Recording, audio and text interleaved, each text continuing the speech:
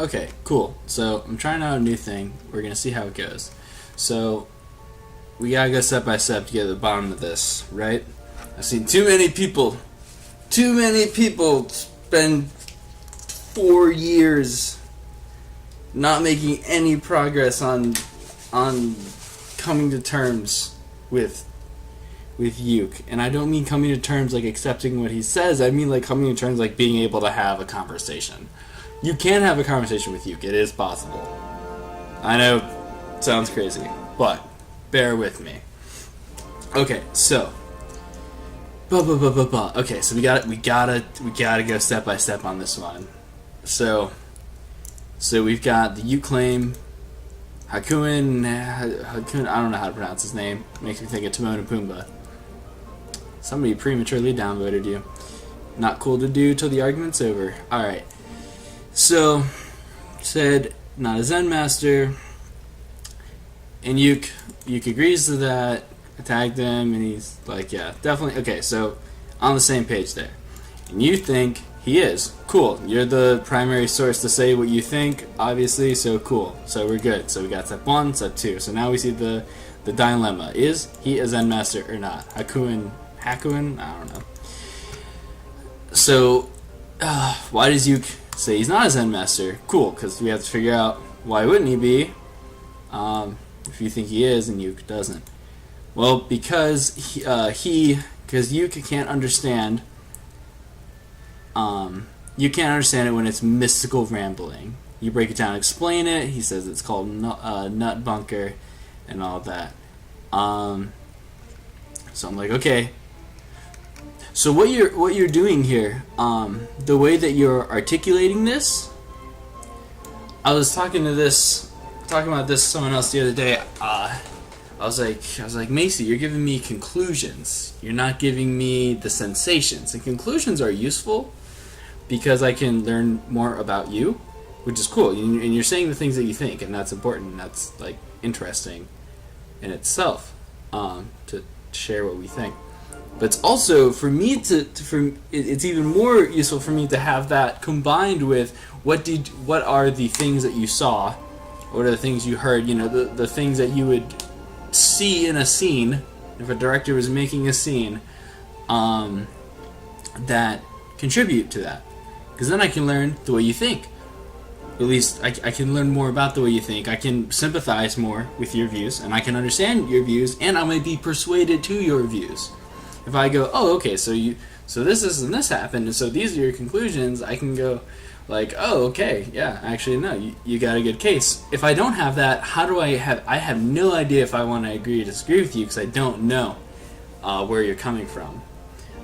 So I'm in a state of ignorance. And if you want to convince me, I gotta have that. Okay, so here,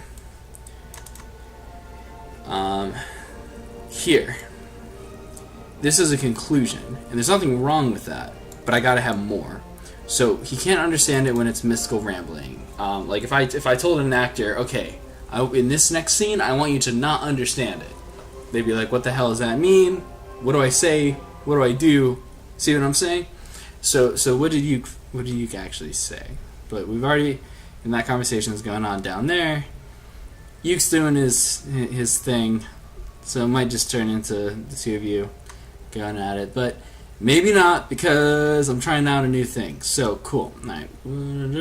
Yeah, this will all come from that. Cool. So I've got, and I'm only using it for one sentence, but I stress that this grokking the difference between telling someone your conclusions and telling someone your observations, being able to mentally distinguish that is so useful. I can't on a constant basis, but I'm working on it. I think that would be very useful, and as I get better at it, it's more and more useful to be able to know what I'm saying, what is a conclusion and what is an observation. And now that's just semantics, but I think it's useful to have the distinction in your mind of knowing those two things, because then I can say I observed these things and I conclude this thing. because a lot of people might not even think about it. They're like, yeah, he was clearly being an asshole. And I'm like, okay, well, yeah, but technically in this definition, that is a conclusion.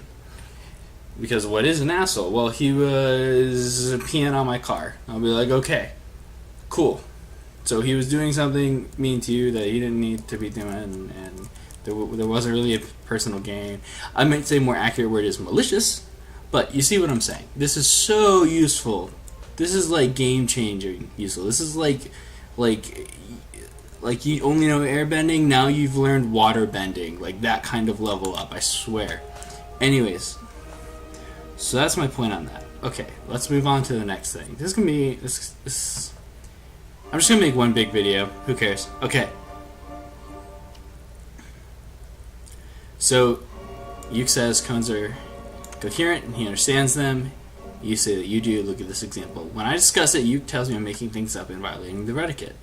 With a timestamp, I know the foundations. I've known all the foundations of Zen for about 10 months and can discuss it.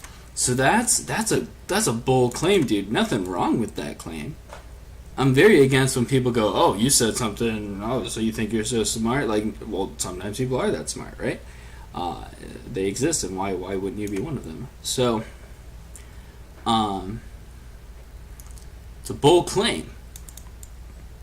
And I don't think that's a bad thing, but I'm saying be prepared when you make a bold claim to have bold objections, right? Or to be able to back it up. Okay, so let's go to this link. I think I actually already have it open.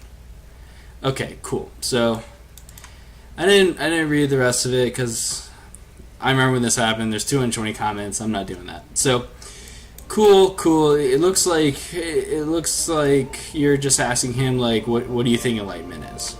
But you've asked in such a way that you can't necessarily like, do the Rodney Dangerfield one-liner thing. You've asked it in a very formalized way. Well done on that, by the way. And so what does Yuke do? He gives you, in the context of Zen writers, a thing. So he gives you, boom, here's the case, boom, here's that. It's almost like asking like, hey, what's your favorite cone? I call them cones, don't even care. I will call them cones till the day I die, motherfucker. Alright, so, and then this is his conclusion. The rest is quote,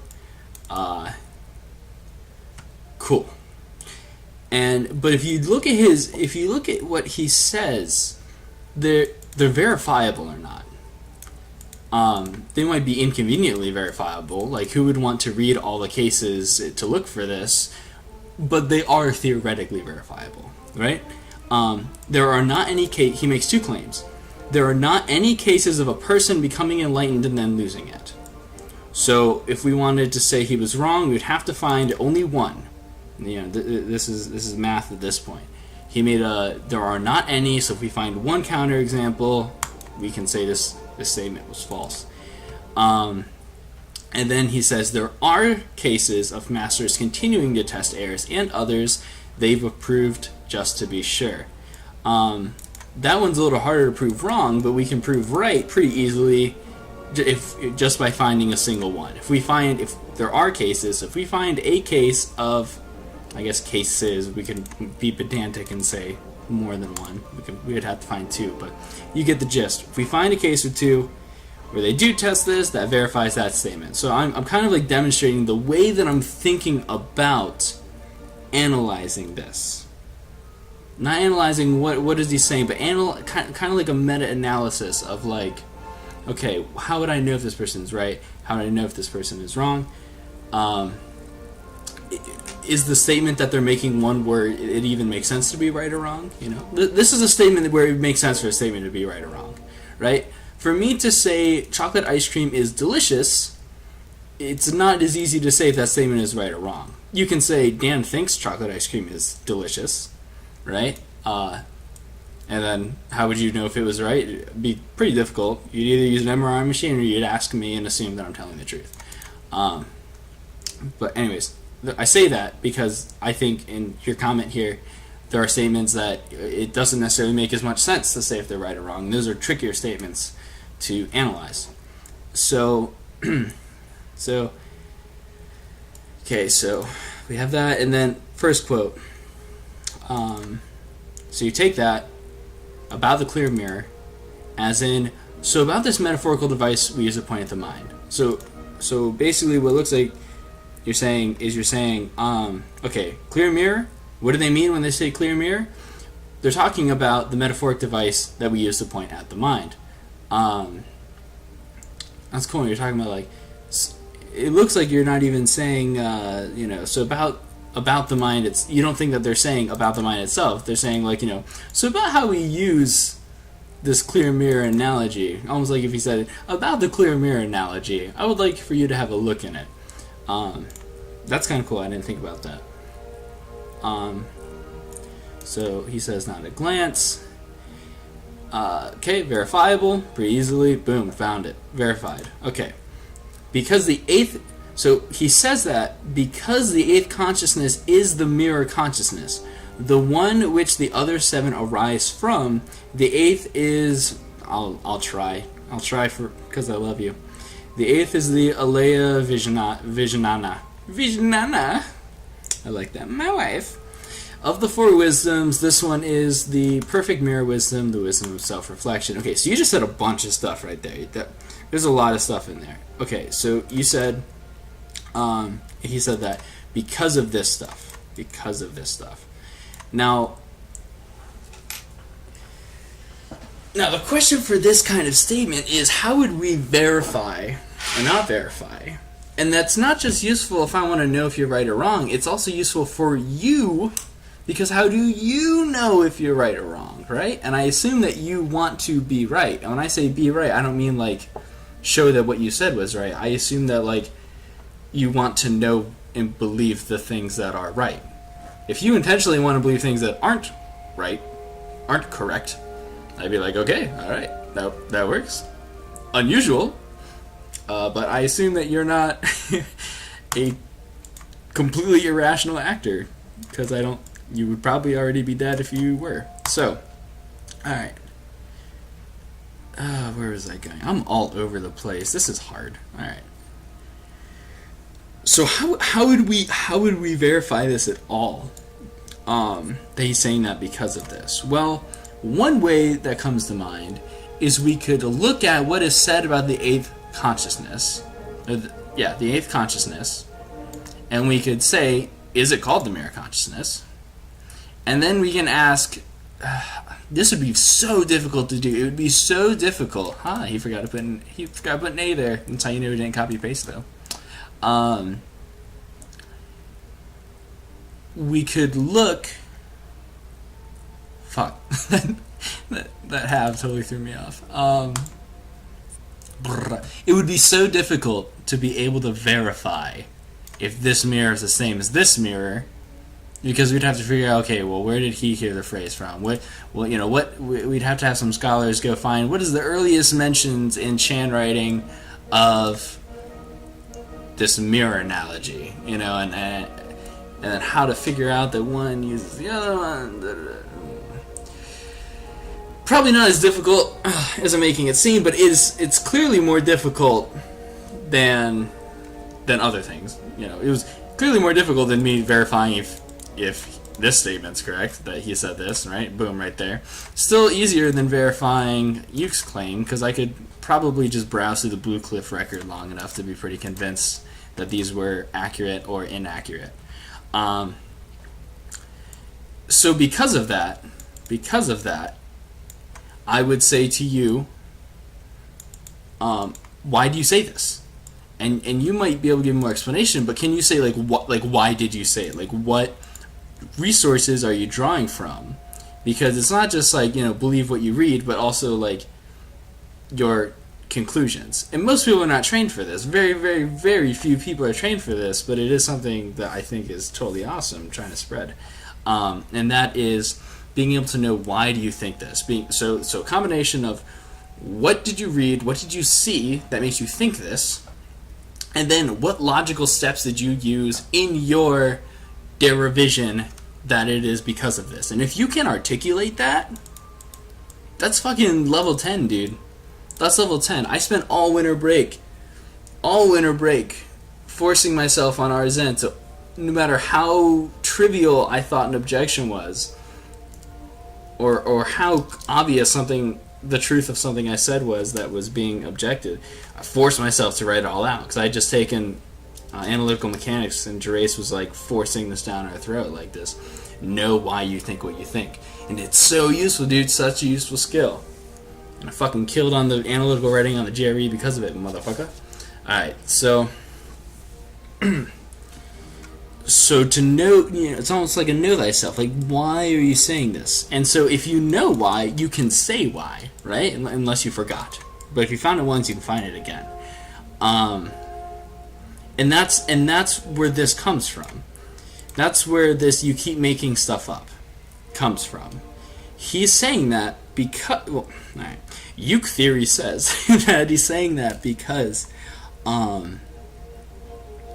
you have not delivered your why you're saying this, where your conclusion is, and you gotta be careful with that kind of speak of like, why are you saying this, because a lot of times I say, why are you saying this? So they're like, well, because you said that, and I'm like, I don't mean that. Or I'll be like, why are you saying this? Well, because I think da-da-da, and then you're telling me more of what you think. So and those are valid responses, but the way that I'm asking why are you saying this is a very specific why. And again, I've probably beat this dead horse back to life. But that why is, from where did you get this information? From where did you get the initial information that you then thought about? What ways did you think about it and then get this? It might seem ridiculous to imagine having to do that for all your claims, but that's how you change the world and add new ideas. And if this is in your idea that Aleister Crowley was talking about Zen, that's a pretty novel idea, dude. I don't see a lot of people saying that. So if you were able to articulate, like, from, base premises why you think that, then you're moving and you're shaking, and that's pretty cool. But if you can't do that, or if you don't do that, if you can't do that, then how do you know that it's true? If you don't do that, again, how do you know that it's true? But also, how are you gonna convince people? How are you gonna explain it to people? And if you do explain it, they'll just believe it out of gut. And do you want people to believe you just out of gut? Because what if you were wrong? And then you've told all these people this thing that ended up being wrong, and they told other people, and how terrible would that be? You would have actively contributed disinformation to the world. That would suck, right? Alright,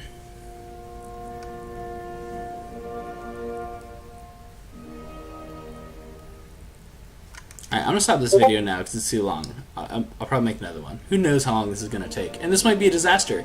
Or my microphone might be off. Who knows? Join us next time on this episode of Everyone Now Knows What I Was Looking At on My Tabs.